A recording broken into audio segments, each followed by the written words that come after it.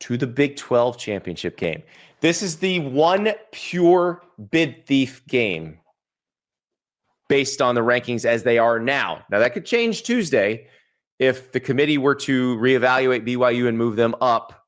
I don't think they're going to move them up past Alabama. Right now, Alabama's 10, BYU's 11. 10's the cut line. 10's the last at-large spot. BYU is guaranteed to get in if they win this game. The winner of the Big 12 will be one of the 5 highest-ranked conference champs. Texas Tech's getting a bye if they win this game. Mm-hmm. So there's your stakes right there. Texas Tech is a 13.5-point favorite. Although, it would be really great. I think if I could pick one site for a home playoff game this year, I think Lubbock would be the one that I would want to go to the most. If you could look at all those teams, because it would just be a pretty great atmosphere. Well, I tell you what, Ari, if BYU wins, I think they're getting a game in Provo. Well, I don't think they're going on the road. You know what my bucket list is? Mm-hmm. Oh, we're going to Provo. Like, if they put that game on Friday night, we're definitely going. If it's on Saturday, we're not sure. But Salt Lake's an easy airport to get in and out of. You know what's funny is that I am going to be spending the Christmas holiday a few days in Salt Lake, Park City area, and it would be great to just pop up from there. They got pizza buffets. You know, I don't know. Are you telling me I should be rooting for BYU just to make my life easier? I'm telling you, if BYU wins this game, I think there's a really good chance they get a home game in Provo. And here's the problem, though, Andy. They're not going to win. You watched the first Texas Tech BYU game? That's the problem? Yeah.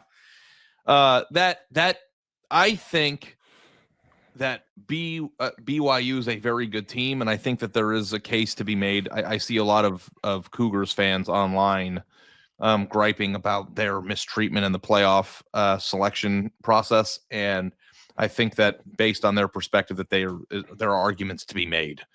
That said, the one time BYU played a team this year that I believe is athletically built to compete at this level, they got systematically dominated. And I think it's kind of hard to not consider that, because when you're playing in a conference that's not viewed as an equal as the other ones, fair or not, you can't not show up in your biggest game of the year the way they did. I think that if there is a chance for the Big 12 to get 2 teams in, obviously I think BYU has to win. But if BYU loses by 3 and plays toe-to-toe with Texas Tech, who, you know, athletically I do think is equipped, maybe there's a chance that could happen. But I think that Texas Tech is going to dominate the game because they're just bigger. BYU's defense has got to force turnovers, and they sacked the hell out of Baron Morton early in that game, and it didn't help because BYU's offense, which has been very effective against everybody else, even games where BYU hasn't been great, like the Utah game, which is against a super physical, good defense, they put up 24 points. They put up 44 against TCU, 41 against UCF. You know, they had 26 against Cincinnati, but again, that's a good defense. They were helpless against Texas Tech. They scored a sad touchdown near the end. Mm-hmm. They looked absolutely helpless against that level of athlete. And that's probably why they're being dragged down in the CFP rankings, because that's the level of athlete you'd play against some of these other teams. And Texas Tech might not have the same level of athlete as Georgia. Like, this is like Texas Tech is really, really good. They've got a lot of really good players. They've got one of the best defensive players in the country. I'm not trying to take anything away from Bailey, and Jacob Rodriguez too, but yeah. But if you took Texas Tech's roster from player 1 to player 85, like, it doesn't compare yet. They've only done this for 1 year. It doesn't compare yet to Georgia. To Ohio State, to Oregon. Yeah. You can't stay on the same field with your conference champion or conference elite team that's trying to win the championship this week.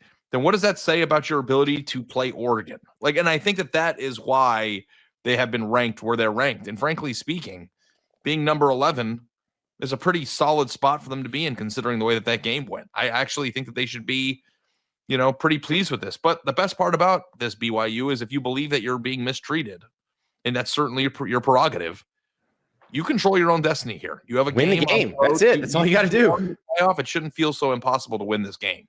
In fact, you should win it if you think you belong. Yep. If you belong, you will win it. That's really all there is to it. If you belong, you'll win this game. I'm going to lay the points. If you can only muster one sad touchdown again, you're not going to win this game. And Texas Tech is awesome, Andy. Texas Tech's defense is really, really good. Mm-hmm. I will also take Texas Tech to cover. We're not trying to agree on everything. It's just it doesn't matter anymore. I took the L. Got to run 5 miles. This one, we were going to agree on because again, I would say almost everybody who watched the first game is going to feel the same way about this. Yeah, it's going to take a radically different performance from both teams to change the outcome here. Yep.